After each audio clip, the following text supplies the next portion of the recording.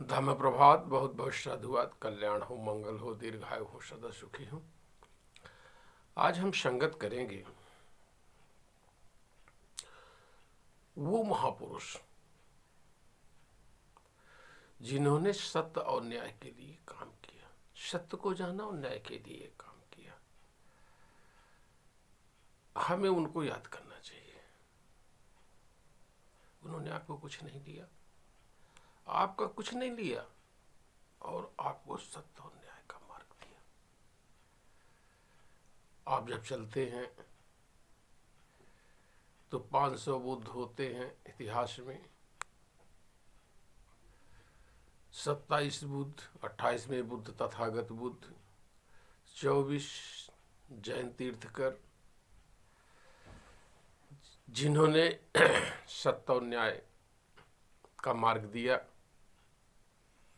वास्तविकता का मार्ग दिया। बुद्धों ने खोज का मार्ग दिया। इसी कड़ी में उनको चलाने वाले, चाहे सम्राट चंद्रगुप्त रहे हों, चाहे बिंबिसार रहे हों, चाहे बिंदुसार रहे हों, चाहे अजातशत्रु रहे हों,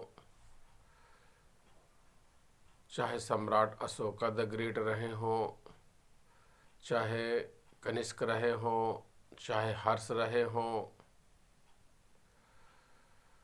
और 7वीं सदी तक लगातार उसको पोषण और परवरिश देने वाले सभी सम्राट तथा समाज में सत्य न्याय का आंदोलन करने वाले महापुरुष, चाहे कबीर रहे हों, चाहे नानक रहे हों, चाहे दादूलाल रहे हों, रविदास रहे हों, ये तमाम जो संत चोखा मेला, घासीदास, संत महापुरुषों की जो कड़ियाँ हैं।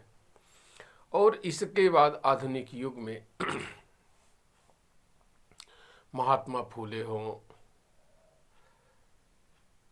माता सावित्रीबाई फूले, गाडगे साहब, पेरियार साहब, बाबा साहब, ललाई सिंह, कर्पूरी ठाकुर, जगदेव बाबू, रामस्वरूप वर्मा,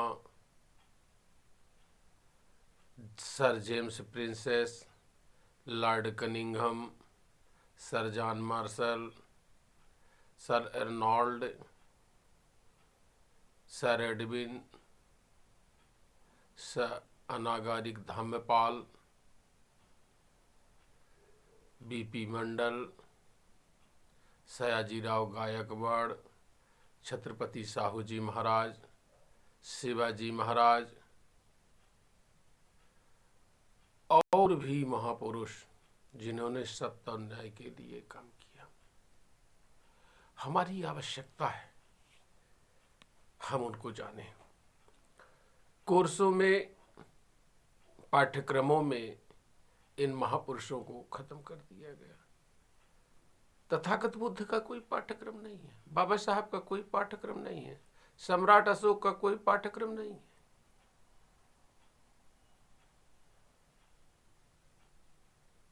और ये कितना बड़ा गलत भयावह चल रहा है। यहां पर जो सत्य और न्याय की बात करता है उस पर कल लोग मजाक उड़ाते हैं, उसकी लोग हंसी करते हैं। आप किसी भी तरह से खंती मार के लाइए, डाका मार के लाइए, लूट मार के लाइए, आपके पीछे पैसे का बेस दिखना चाहिए। ये कौन सा भारत है? सभी की सभी राष्ट्रीय संपत्तियों को कौड़ी के भाव बेचा जा रहा है। सारे लोगों को नंगा धुरंगा किया जा रहा है।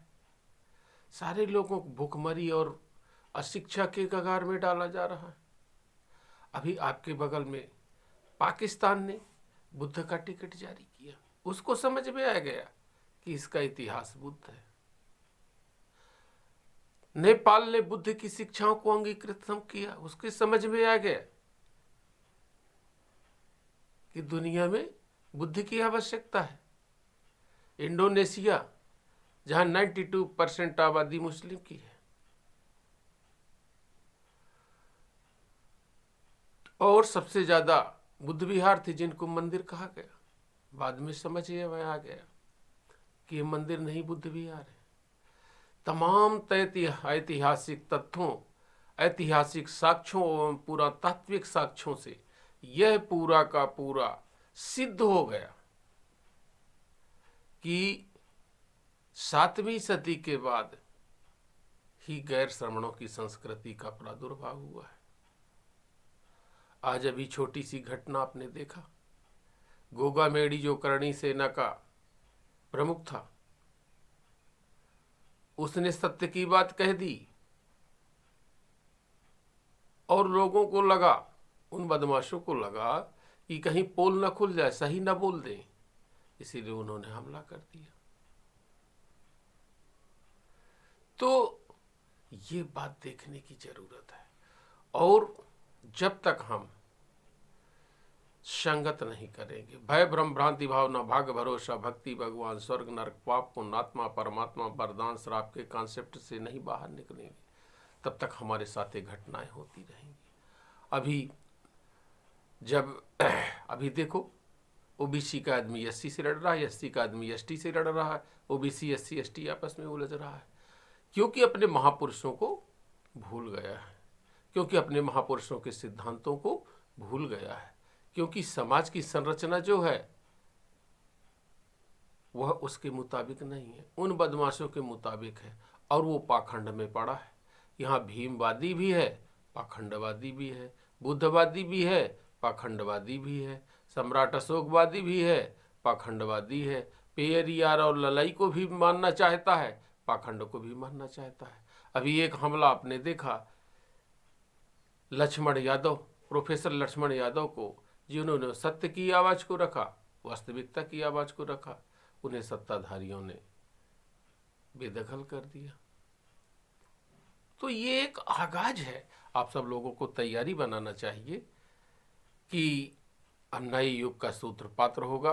संघर्ष के लिए सभी लोग बाहर निकलें, पाखंडवाद से बाहर निकलें, ब्राह्मणवाद से बाहर निकलें, असमानतावाद से बाहर निकलें, शोषणवाद से बाहर निकलें और समानता की ओर चलें। सभी का कल्याण हो, सभी का मंगल।